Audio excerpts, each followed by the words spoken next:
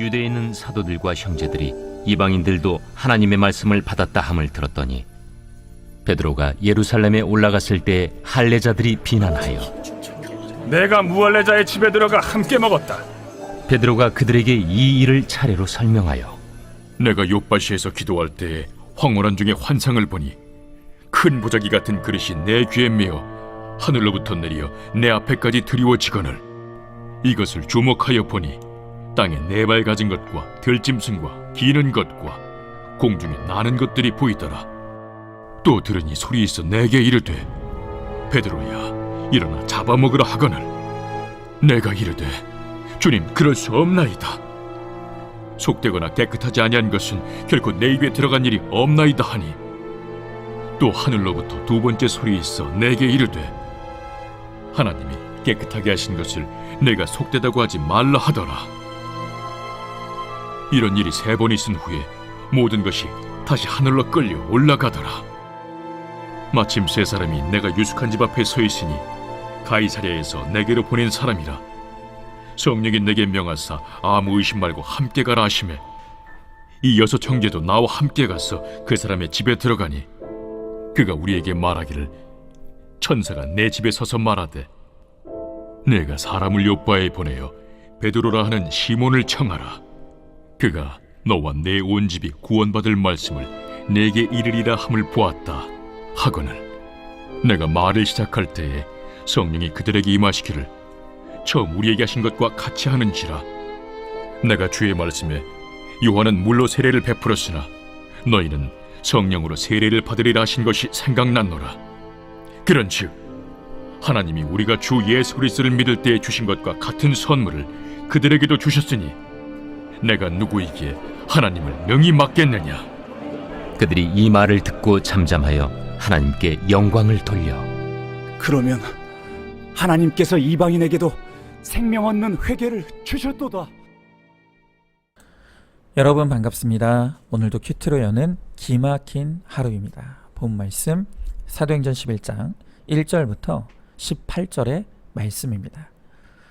우리가 지난 10장에서 보았던 것처럼 베드로는 고넬료와의 만남을 통해 이제 복음이 유대인뿐만이 아니라 이방인에게까지 전파되는 것이 하나님의 뜻임을 확인하게 됩니다. 그리고 이제 예루살렘 교로 돌아와서 유대인들에게 그 사실을 알려주고 있습니다. 오늘도 이 말씀을 통해 우리에게 주시는 성령의 음성에 귀를 기울이시기 바랍니다. 자, 먼저 1절부터 3절의 말씀에 베드로가 이방인으로서 로마 장교였던 이 고넬료와의 만남을 가진 후에 예루살렘 교회로 돌아왔습니다. 자, 그런데 이 일로 말미암아 교회 안에 엄청난 반발이 일어난 것입니다.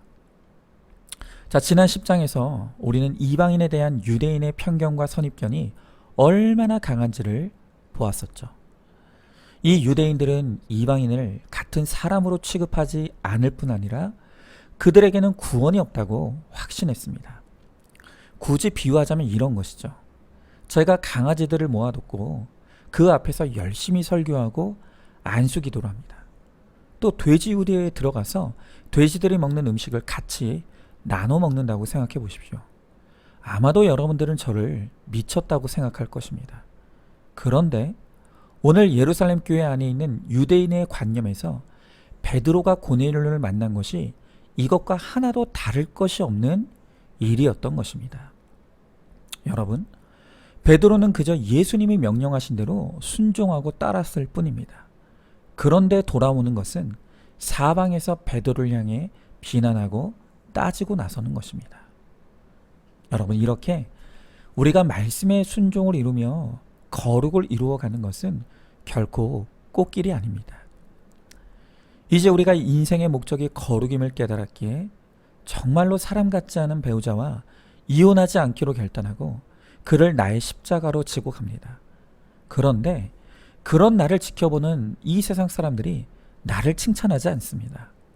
오히려 사방에서 아니 왜 그런 부정한 인간과 사느냐고, 바보 아니냐고, 네가 그렇게 하면 모두가 불행해질 뿐이라고 조롱하고 무시하는 것입니다.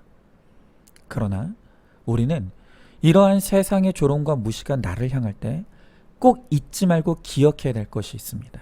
그것은 성령 충만은 말씀 충만이고 또한 갈등 충만이라는 것입니다.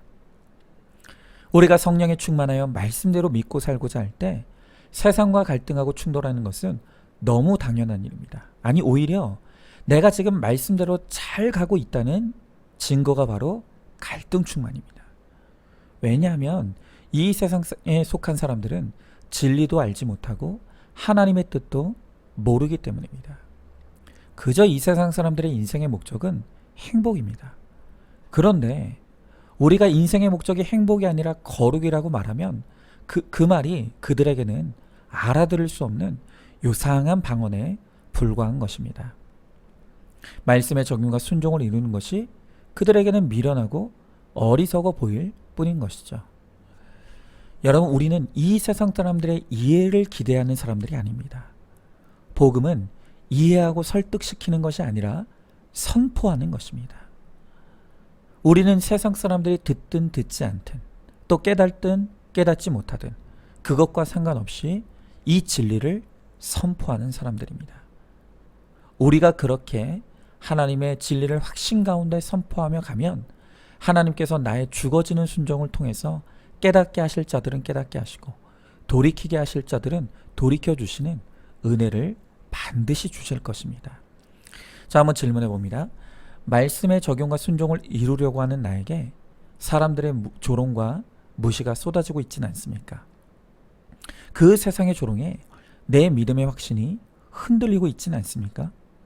성령 충만은 말씀 충만이고 갈등 충만이라는 것을 깨닫고 있습니까? 세상의 소리를 차단하고 오직 말씀의 순종과 적용을 통해 말씀대로 이루어지는 은혜를 누리시기 바랍니다.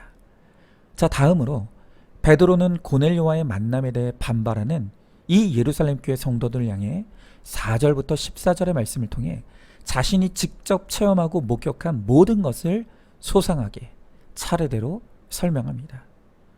자신이 요바에서 기도할 때 예수님께서 보여주신 환상에 관한 이야기, 또 성령께서 베드로에게 아무 의심 말고 고넬료에게 가라고 명하셨던 일, 그리고 말씀대로 순종하여 고넬료의 집에서 복음을 전할 때 그들에게도 동일한 성령의 세례와 방언이 임했던 것, 이 모든 것들을 성도들 앞에 베드로는 담대하게 설명했습니다. 자, 여러분, 지금 이 베드로가 성도들 앞에서 하고 있는 것이 무엇입니까? 바로 이것이 간증입니다. 여러분, 우리가 하나님의 복음을 전하는 데는 두 가지 중요한 수단이 있습니다. 그 하나가 설교이고 또 하나가 간증입니다. 이 설교는 성경의 말씀을 자세히 풀어 설명하는 것입니다. 베드로후서 1장 20절의 말씀에 성경의 모든 예언은 사사로이 풀지 말라고 했습니다. 여러분, 그래서 교회의 역사는 설교권을 아무에게나 주지 않았습니다. 하나님으로부터 목회의 소명을 받은 목사들에게만 제한적으로 이 설교권을 주었습니다. 그래서 목사는 성경을 신중하고 진지하게 연구하여서 성도들에게 잘 전달하는 사명을 가진 자들입니다. 그래서 어떤 성경학자는 목사가 책상에 오래 앉아 있을수록 성도들이 행복하다고, 그리고 책상에 앉아 있기 싫어하는 사람은 절대로 목사가 되어서는 안 된다고 말했습니다.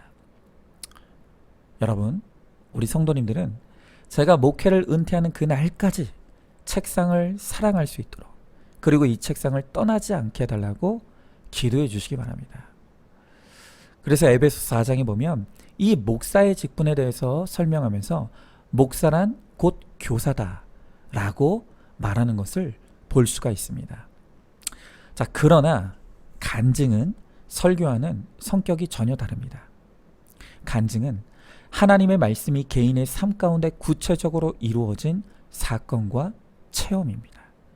그래서 이 간증은 목사뿐 아니라 모든 성도들이 가질 수 있는 것이고 또한 나눌 수 있는 것입니다. 말씀과 간증의 관계는 상호 보완적인 것이고 마땅히 함께 가야 하는 것입니다. 이 말씀이 설교가 뼈대라고 한다면 간증은 살과 같은 것입니다. 그렇게 설교의 뼈대에 간증의 살이 붙을 때 그 복음이 풍성하고 영화롭게 증거될 수가 있는 것입니다.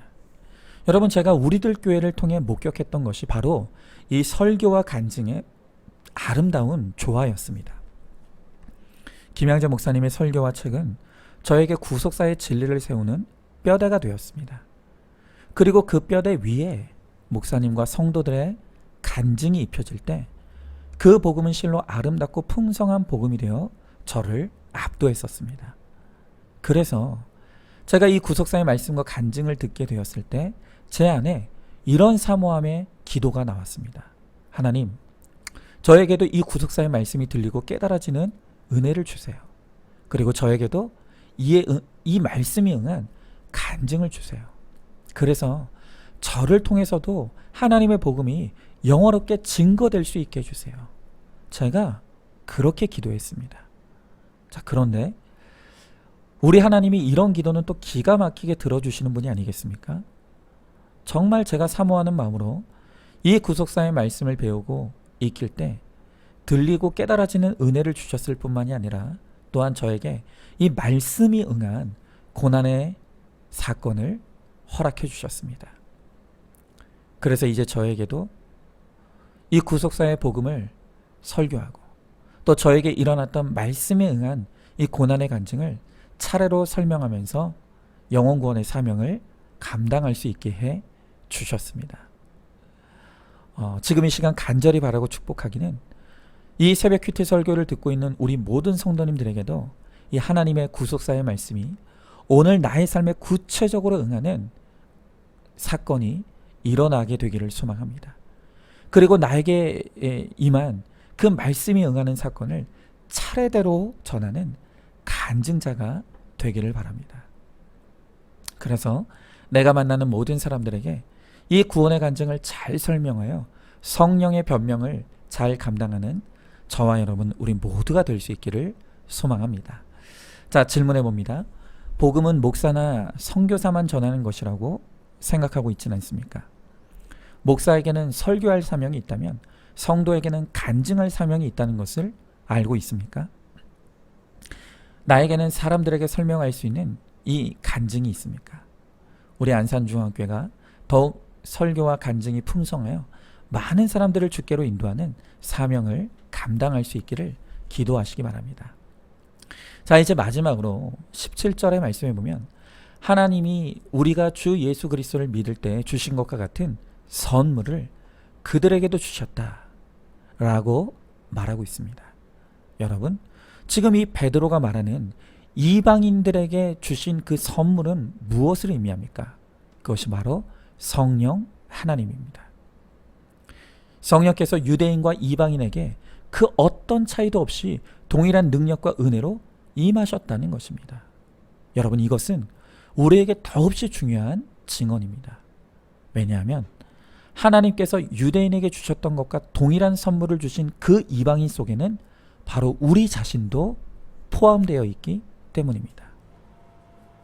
하찮은 어부 베드로를 변화시키셔서 담대하게 복음을 전하며 기적과 기사를 베풀게 해주셨던 그 성령의 능력이 바로 오늘 우리에게도 동일하게 선물로 주어졌다는 것입니다. 자, 여러분, 이 선물은 우리가 듣기만 해도 우리의 기분을 좋게 만들어줍니다. 그러나 우리가 성령을 선물로 받았다는 것은 또 다른 말로 우리에게 책임이 주어졌다는 것을 의미합니다. 여러분, 선물이 주어지기까지는 선물을 주는 이가 주체이지만 일단 선물이 건네지고 나면 그 다음부터는 선물을 받은 사람의 책임이 되죠. 아무리 귀한 선물이라도 그 선물을 받은 사람이 제대로 간수하지 못하면 그것은 더 이상 선물일 수 없습니다. 여러분, 베드로는 무식한 갈릴리 어부에 지나지 않았습니까? 그러나 하나님께서 선물로 주신 성령님을 쫓아 이방인 고넬료 일행에게 복음을 전하고 세례까지 베풀므로 하나님을 기쁘시게 했습니다. 바울도 하나님께서 선물로 주신 성령님을 쫓아 삶으로 세계의 역사를 새롭게 하는 위대한 사도 바울이 되었습니다. 그리고 하나님께서는 2000년이 지난 지금까지도 그들을 위대한 사도로 영원히 책임져 주고 계십니다. 자, 그렇다면 이제 우리를 돌아볼 차례입니다. 분명히 성경은 우리에게도 베드로가 받은 성령, 또 바울이 받은 성령을 동일하게 선물로 주셨다고 말씀하십니다. 자, 그런데 우리는 하나님께서 선물로 주신 그 성령님을 잘 모시고 있습니까?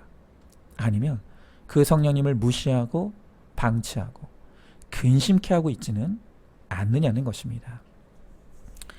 하나님으로부터 성령님을 선물로 받은 우리가 할 일은 오직 말씀과 기도로 성령님의 인도하심을 쫓는 것입니다. 그러면 우리에게 당신의 영을 선물로 주신 하나님의 뜻이 우리의 삶을 통해 드러날 것이고, 우리는 반드시 이 세상을 새롭게 하는 이 시대의 베드로, 이 시대의 바울로 쓰임받게 될 것입니다. 우리의 힘이나 능력으로는 절대로 불가능한 일입니다. 그러나 오직 하나님의 영신 성령님으로는 가능합니다. 나의 연약함을 도우시는 성령님과 함께 오늘도 치열하게 죄와 싸우고 말씀을 따라 거룩을 이루어가므로 하나님을 기쁘시게 하는 우리 모두가 될 수 있기를 소망합니다. 자, 질문해 봅니다.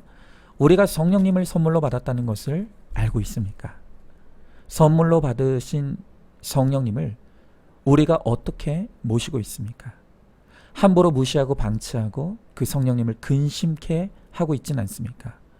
오늘도 우리의 연약함을 도우시는 성령의 능력에 의지하여 거룩을 이루고 사명을 감당하시기 바랍니다. 자, 오늘도 7월 29일 보석 상자입니다. 성령님이 친히 우리의 스승이 되어 주십니다. 성경을 교과서로 나의 환난을 기도 제목 삼아 훈련시키십니다.